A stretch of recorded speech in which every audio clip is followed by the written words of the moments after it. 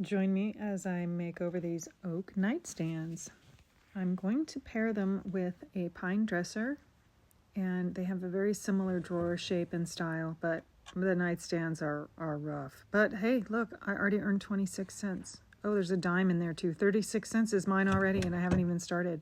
So I'm pointing out that these are heavily distressed by the manufacturer. So they've got lots of these areas that are really, they're really almost rough. They've kind of burned them in there. They're really rough, but other than that, they're in great shape. Solid oak. Again, the drawer configuration and the style is very similar to the dresser, and that's why I'm going to do them as a set. First thing I need to do is get them cleaned up. So I'm using a degreaser and just getting everything all cleaned up. And then I'm going to start working on some of those edges that are heavily distressed. And I'm putting Bondo on them because they're on the edges and I want to make sure I'm using something really strong. But I'm going to show you here on the drawer. See the top of that drawer that's all dark brown? That is part of the distressing, and it's probably in 10 or 15 places on each nightstand. So I'm just repairing the edges because I want it to look more uniform. When it's painted, that's going to look odd. When it's stained, it doesn't look so weird. This grain is also super thick and heavy. Yes, it's oak. Sometimes the varnish fills that in a bit and it's not so bad. Other times it's really grainy and rough. Again, not going to look good painted. So I'm using this wood filler that I love to do for when I'm filling in grain. It's a powder because I can mix it and make it into that like yogurt consistency. And then I'm using a Bondo spreader so that I can just spread it around. You don't need the spreader. A lot of times I just put gloves on and use my hands and spread it all around and have fun like kindergarten finger painting. This time I'm using a spreader, but you don't have to. So I'm just spreading it. This is a little thick. It doesn't have to be quite that thick because you're just getting in the grain. So I am inside. I have my sander hooked up to a vacuum. If I didn't, I would have to do this outside because this part is super messy. But I'm using a 120 grit here, and this comes right off. It's fast and easy. And then you'll see all of those white areas are the grain that is filled in with that filler. And to the touch, it's super smooth now instead of feeling all the grain. Love it. Now that I know this is going to work so well, I decided I'm going to go ahead and do the drawer faces as well. And while that's setting up, continue scuff sanding the rest of the piece.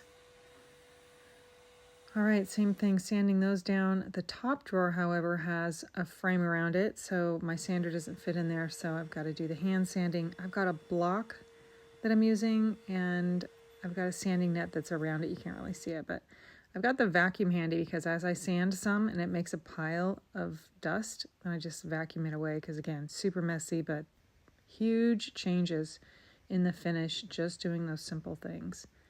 So all the grain is filled in. I just did it on the drawers and the top. Now I'm going to measure to set up my hardware jig so I can drill holes. I'm changing the configuration of what was there. And the hardware jig just makes such quick work of holes. This drawer is a different size, so I had to set it up a different configuration. Into the spray tent we go, and this is primer, Stix primer. And I normally use this very tinted, but I didn't on these. And look at my spray tent, you'll see it. It's going to get worse. It is a windy day. So again, just priming everything. And then I noticed that I've got some of the primer it's kind of repelling the primer. Don't touch it until it's completely dry and then come in and sand that off. There's probably some wax or something on there that when I was cleaning, I didn't get it all off. So you have to sand that back, and then I cleaned it with the degreaser again, let it dry, and I'm going in with this cover stain. It's an oil-based primer, and once that dries completely, a quick little scuff sand, and you can paint right over it with anything. And I am using my Farmhouse Evolution in Greige.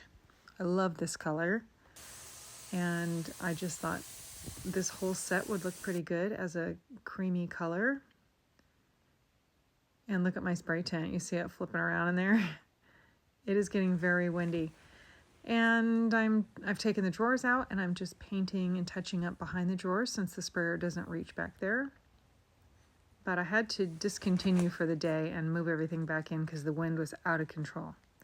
So I came in the next day and I was looking at everything and I'm like, I'm just not really feeling the Greige. So I changed course and I went to Elemental Gray. Again, another farmhouse color that I love, and I just felt this set needed to have a little something different, so I switched colors. Okay, and I didn't show the rest of how many layers of paint and all the top coat, but I needed to get started on these drawers.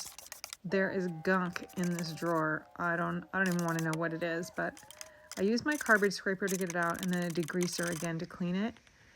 And I let that sit to dry, and that stain wasn't going anywhere, so I went ahead and lined the drawers. And I cut them to size first, and then I just use a plastic scraper. I added the hardware, and this is what they're looking like right now. Look back at where they were, and here's the final result. I decided, yes, to change the hardware, so I changed the color and the hardware. But the black just really seemed to coordinate really nicely with this color. So big change for these. They looked fantastic with the dresser, and I hope you like the final result.